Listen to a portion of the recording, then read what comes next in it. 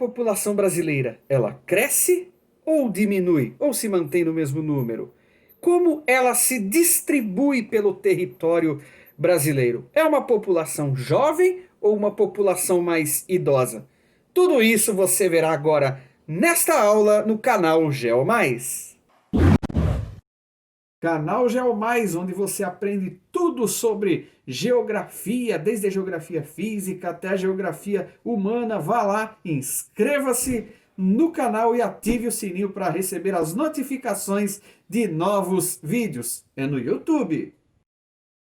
E hoje nós vamos falar um pouco sobre as características da população brasileira com relação à sua distribuição, à sua formação, né, com relação ao seu crescimento também. Então venha comigo em mais essa videoaula que nós vamos começar falando um pouco de números, né? Tá aí na tela para você a população brasileira, né? Contava em 2017 com uma população estimada em 207.660.929 habitantes. Essa população espalhada por uma área de 8.515.759 quilômetros quadrados, ou seja, esse número aí que eu acabei de falar, né, é o tamanho do Brasil, vamos colocar assim. Essa é a área do Brasil com uma população de 207 milhões de pessoas espalhadas dentro dessa área. Isso significa o quê? Que a densidade demográfica do nosso país é de cerca de 24,4 habitantes por quilômetro quadrado. Voltando aqui, o que significa isso? Significa dizer que o Brasil ele tem sua população distribuída nesse espaço. E isso se chama densidade demográfica, né? O quanto temos de população colocada dentro de um determinado espaço, dentro de um determinado território. Esse é o caso do Brasil, né? E como que a gente faz essa conta para saber se esse território é bastante ocupado ou não? Você divide a cada quilômetro quadrado quantos habitantes temos a cada quilômetro quadrado. Quanto maior for esse número, pode-se considerar um país povoado, ou seja, o território dele ele é bem mais ocupado, quase não tem espaços vazios. Agora, quanto mais baixo for o número, menos ocupado é esse território e mais espaços vazios vão haver dentro dele. O Brasil é um país bastante populoso, né? 207 milhões de habitantes, é muita gente, está entre os 5 países mais populosos do mundo. Porém, ele não chega a ser tão povoado assim. Existem vários países muito mais povoados do que o Brasil. O que acontece por aqui? O Brasil é um país que tem, por exemplo, a floresta amazônica, que ela é uma área de proteção ambiental, uma floresta muito grande, então você tem quilômetros e quilômetros de áreas não povoadas, com muita mata, com muita floresta. O Brasil, na verdade, ele é densamente povoado em algumas regiões, como a Sudeste. Região Sudeste, principalmente no estado de São Paulo, é praticamente toda ocupada por cidades, e outras pouquíssimo povoadas, como é o caso da região Norte, que é onde justamente fica a floresta amazônica aqui, como eu acabei de explicar por esse motivo. Ela tem poucas cidades, então ela é pouco povoada, mas na soma de todas as populações de todas as regiões, o Brasil, vamos colocar assim, é um país de povoamento médio, né? Não é um país nem bastante povoado, nem pouco povoado, só que tem uma população grande, né? Isso significa que tem muita gente morando aqui, mas a maioria, como eu já falei, está concentrada mais aqui na região Sudeste, mais na região Sul. Vamos para outras características também da população do Brasil, vamos lá! Temos os chamados fatores, como a gente está vendo aí na tela, que influenciam a distribuição da população pelo território brasileiro. Bom, e o que faz uma pessoa se interessar ou não em viver em determinado local? Vamos à tela aí? É esse fator que você está vendo aí, né? O fator natural permissivo. Primeiramente, temos esse fator natural permissivo, voltando aqui. O fator natural vai mostrar se você consegue viver naquela região ou não consegue viver. Dentre os fatores naturais temos áreas de proteção ambiental que não podem ser habitadas, temos o fator clima, tá? fator clima, muito calor, muito frio não é o caso do Brasil, mas, por exemplo, tempestades, enchentes, furacões, tornados, a maior parte desses problemas, com exceção da enchente, né? Mas aí é uma outra história, mas com exceção da enchente, a maior parte desses fatores naturais, o Brasil não convive com eles. Então, o que que não permite, geralmente, o brasileiro a não viver em determinada área? Uma área de proteção natural, como é o caso da Amazônia, que eu citei anteriormente, né? E tem o relevo também, questão de relevo, muitas vezes um relevo muito acidentado, né? O relevo que não é plano, ele não permite muitas vezes a habitação. Voltando à outra tela, temos dentro, depois desses fatores naturais permissivos, aí temos outros dois fatores, dentre os lugares que dá para se viver, temos outros fatores de escolha. Aí o caso é a escolha da população viver ou não, que são os fatores de atração e os fatores de repulsão, áreas de atração e áreas de repulsão. Aí você vai vendo a explicação que é uma área de atração da população. É quando aquela região ela tem um determinado atrativo, seja ele econômico, né? Principalmente aqui no Brasil temos a economia, voltando um pouquinho aqui, temos a economia como esse principal fator de chamativo de atenção, né? Você tem uma série de coisas como qualidade de vida, uma região às vezes, de repente praiana, uma cidade com uma infraestrutura muito boa, mas geralmente isso vem acompanhado de um fator econômico muito bom. Então isso é uma área de atração. E a área de repulsão é quando você tem repulsa, você quer afastar aquilo de você, você não quer aquele lugar. E o que transforma uma região habitada em uma área de repulsão, uma região que tende a perder até habitantes, ela já sendo ocupada? É a situação social do local, o desemprego, né?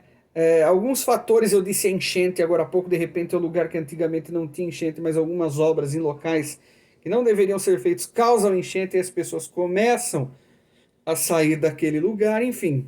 Fator de repulsão é algo que força a população, a pessoa a querer sair ou a não morar naquele lugar, enquanto que a área de atração, o fator de atração é o que chama a população para viver aquele lugar. Então isso a forma de se escolher o lugar para viver aqui no Brasil obedece a essas situações. Primeiro ao fator natural, esse define onde pode e onde não pode de fato viver, e aí dentro da área em que se pode ter habitação, você vai escolher onde é melhor para você, o fator de atração, que te é atrativo, onde você vai querer morar, porque lá tem coisa boa, e uma área de repulsão que está com muitos problemas e que vai afastar a população daquele local. Eu falei agora há pouco a respeito da quantidade de pessoas que vivem no Brasil, né? Não só no Brasil, mas em todo o mundo, o que eu vou falar agora há pouco acontece. Para você chegar a essas informações, existe, está aí escrito para você, uma pesquisa chamada censo. Censo o que é? Nada mais, nada menos do que a contagem da população que vive naquele país, naquele estado, naquela cidade, naquela região, enfim. É a contagem geral da população. Vamos para o quadro aí, tá aí o quadro falando.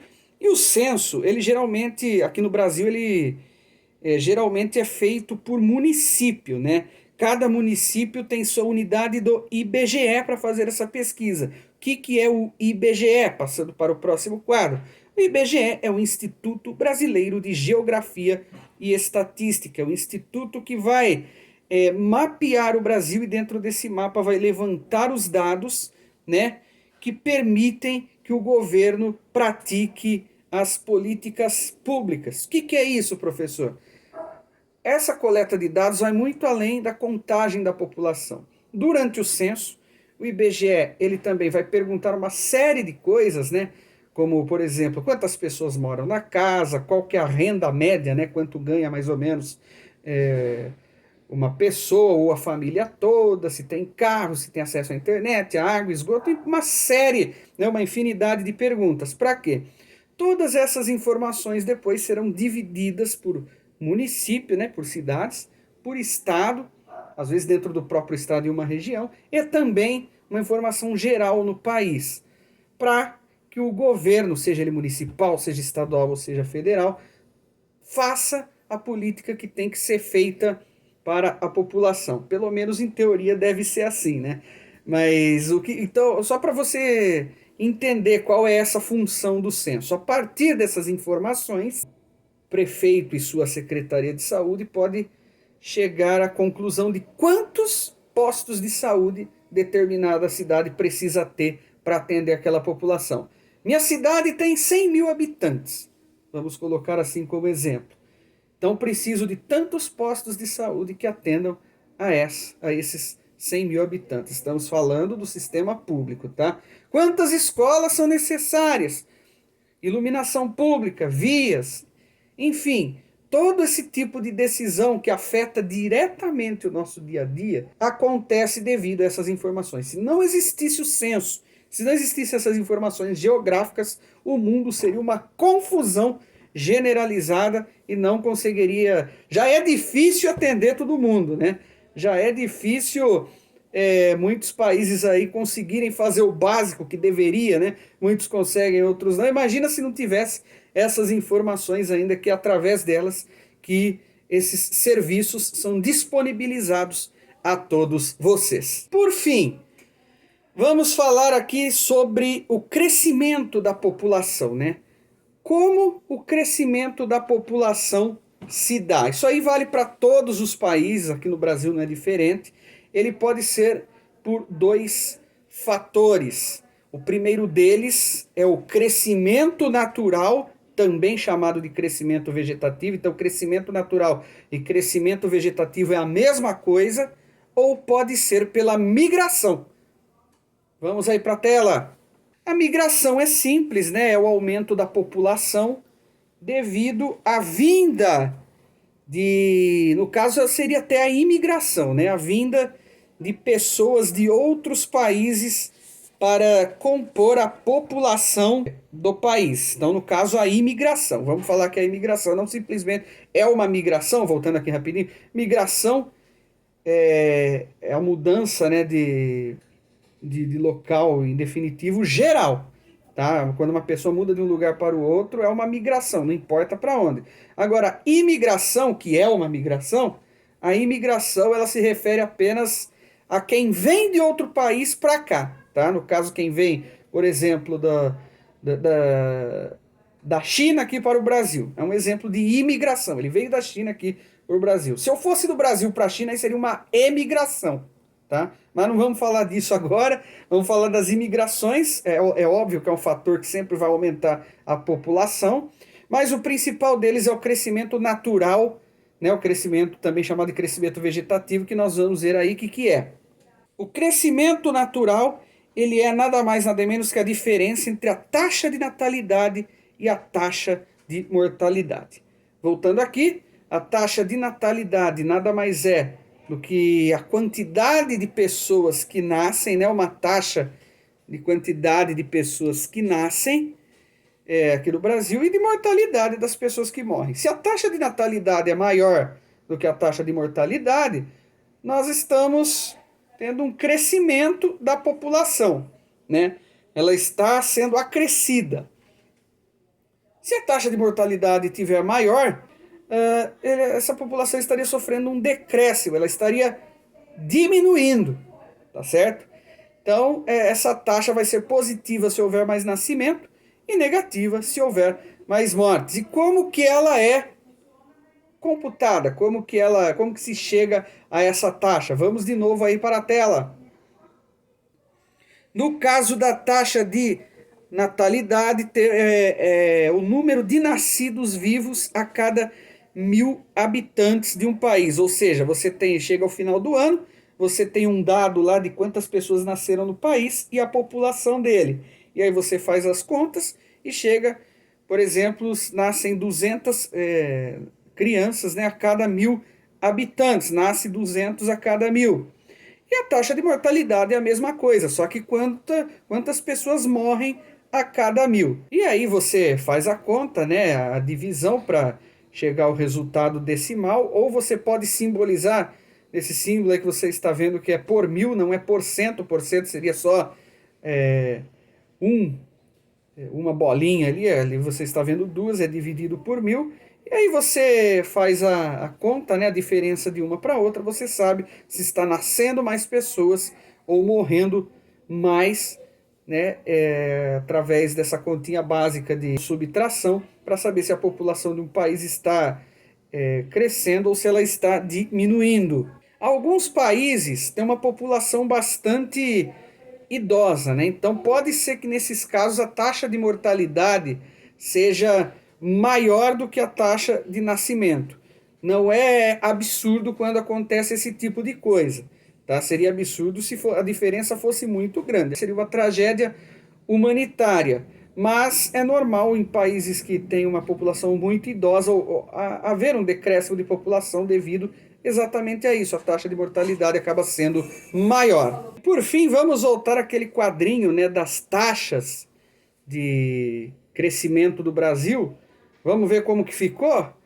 Só para utilizar como exemplo, está aí a taxa de natalidade do Brasil foi de 13 por 1.000 e a taxa de mortalidade 6 por 1.000. A conta que você faz para chegar ao crescimento natural da população, né, o crescimento vegetativo da população é essa. A natalidade, que é 13, menos, tá, a mortalidade, que é 6, ficou em 7% positivo, ou seja, a previsão para esse ano de 2020 é que a população do Brasil cresça em 7%, embora, voltando aqui, eu acho que isso aí já vai ter que mudar tudo devido a essa questão do coronavírus, que obviamente não estava previsto, lembrando que esse vídeo está sendo gravado agora no ano de 2020, em plena pandemia, até vocês veem todo o cenário caseiro que nós estamos fazendo esta videoaula, que está se encerrando nesse momento. Hoje nós vimos um pouco sobre a população brasileira em números, né? O que é um país povoado, o que é um país populoso. Entendemos que o Brasil é um país populoso, medianamente, né, povoado, é um país, nós vimos a taxa de crescimento vegetativo do país, e o que é isso também, e os fatores que levam algumas pessoas a viverem em determinados locais e outras a viverem em outros, e também a não viverem nesses locais. É isso! Próxima aula, logo logo, agora toda segunda e quarta-feira, aulas comuns, e às quintas-feiras, aulas dedicadas aos assuntos do Enem. Até a próxima, pessoal!